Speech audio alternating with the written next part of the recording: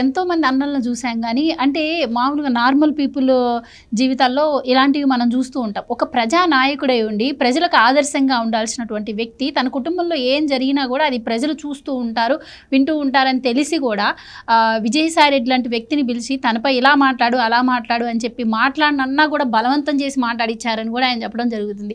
అసలు ఎక్కడైనా జరుగుతుందా? అసలు ఇలాంటి అన్నలు కూడా ఉంటారా? నిజంగా ఎలా చూడొచ్చు అంటారు? అసలు జగన్మోహన్ రెడ్డి గారి ఇంత క్రూరమైన మనస్తత్వాన్ని ఇలాంటి వాళ్ళు అసలు ప్రజానాయకుడిగా ఉండడానికి అర్హులు అంటారా? ప్రజలు కూడా ఇదంతా గమనించాల్సిన అవసరం లేదంటారు. అందుకే సైకో జగన్ అన్నారు.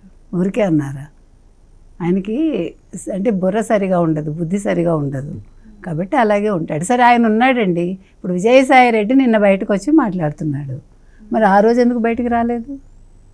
నిజంగా లాయల్టీగా ఉండుంటే ఆ కుటుంబానికి, ఎవరికి, రాజారెడ్డికో లేకపోతే రాజశేఖర్ రెడ్డికో ఉండి కనుక ఉంటే ఆయన జగన్మోహన్ రెడ్డి దగ్గర నుంచి బయటకు వచ్చేసి ఆ రోజే ఆయన బయటకు వచ్చి ఈ మాటలన్నీ చెప్పాలి.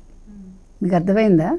ఈరోజు మాట్లాడటం కాదు, ఈరోజు అసలు మాట్లాడకూడదు. సిగ్గున్నవాడైతే షర్మిల దగ్గరికి వెళ్ళకూడదు.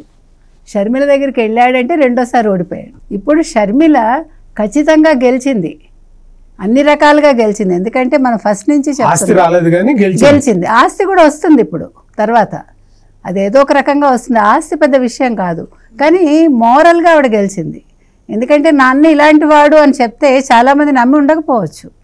ఏంటి జగన్మోహన్ రెడ్డి గురించి ఎందుకు షర్మిల ఇలా మాట్లాడుతోందని.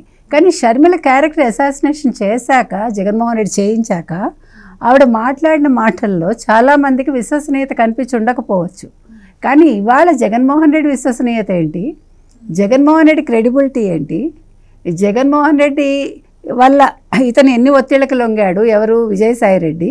ఈరోజు ఆ ఒత్తిళ్ళు ఎందుకు వదిలేసి వచ్చాడు? ఇక్కడ రెండు రకాలుగా కూడా అంటే అటు జగన్మోహన్ రెడ్డి, ఇటు విజయసాయి రెడ్డి ఇద్దరూ కూడా ఖచ్చితంగా ఓడిపోయారండి. ఇవాళ షర్మిల గెలుపు మామూలు గెలుపు కాదు. ఆవిడ ఇవాళ కడపలో ఓడిపోయినా కూడా దానికంటే గొప్ప విజయాన్ని అందుకుంది. ఇవాళ ఆవిడ ఒక చెల్లెలుగా గెలిచింది, ఒక రాజశేఖర రెడ్డి కూతురుగా గెలిచింది. ఈరోజు అన్ని రకాలుగా ఆవిడ గెలుపు అందుకున్నారు. ఇప్పుడు నేను విజయసాయి రెడ్డిని ఇప్పటికీ నేను నమ్మనండి. మొన్న కూడా చెప్పాను నేను ఇదే మాట. విజయసాయి రెడ్డి ఇదే మాటలు షర్మిలతో మాట్లాడతాడు అన్నాను, అవే మాటలు మాట్లాడాడు షర్మిలని కలిసి. మనం ఆ రోజు మాట్లాడుకున్నప్పుడు చెప్పా, ఇవే మాటలు మాట్లాడతాడు. ఇవాళ వెళ్ళి నేను ఒత్తిళ్ళకి లొంగిపోయి మాట్లాడాను, నువ్వు చిన్న పిల్లాడివా, వేల కోట్ల ఆస్తుల్లో క్విడ్ ప్రోకో చేయించావు, డొల్ల కంపెనీలు పెట్టించావు, ఆర్థిక నేరాలు చేయించావు, నీకు మనుషులతో మాట్లాడటం రాదా, మనుషులకి తగ్గట్టుగా ఉండడం చేత కాదా అంటే నీకప్పుడు డబ్బు అవసరమైంది, నీకప్పుడు రాజ్యసభ సభ్యత్వం అవసరమైంది, నీకప్పుడు నువ్వు ఇవన్నీ ఊహించలా. ఎప్పుడైతే నువ్వు మన డబ్బులు వెనక్కి ఇచ్చావో కాకినాడ పోర్టు విషయంలో నువ్వు నేరం చేసినట్టు అయిపోయింది. ఆ రోజు డబ్బు ఇచ్చినప్పుడు నువ్వు నేరస్తుడిని ఒప్పుకున్నావు, నీకు సంబంధం లేకుండా నువ్వు ఇరుక్కుని దాన్ని కప్పిపుచ్చుకోవడం కోసం ఇవాళ బయటకు వచ్చి, ఆ బయటకు వచ్చిన దానికి మళ్ళీ ఇవాళ షర్మిల దగ్గరికి వెళ్ళి ఇంకో కథ చెప్పి, ఆ రోజు ఒత్తిళ్ళ కొంగి నేను చేయాల్సి వచ్చింది, నేను ఇష్టపడి చేయలేదు అంటూ నువ్వు మొసలి కన్నీళ్ళు పెట్టుకుని, నిన్న మొసలి కన్నీళ్ళు ఆయన ఏడ్చాడు, నిన్న ఇవిడ కరిగిపోయారు. కానీ ఎంతవరకు కరిగారో మనకు తెలియదు. కానీ షర్మిల విజయోత్సాహంతో ఆవిడ కన్నీళ్ళు పెట్టుకుంది, విజయోత్సాహంతో అతను నమ్ము ఉండొచ్చు. సరే ఈరోజు నన్ను ఆ రోజు అలా అన్న మనిషి ఈరోజు నా కాళ్ళ దగ్గరికి వచ్చాడని ఆవిడ ఆ విధంగా అతన్ని వదిలేసి ఉండొచ్చు, ఆవిడ నమ్మినట్టు ఉండొచ్చు అంతవరకే.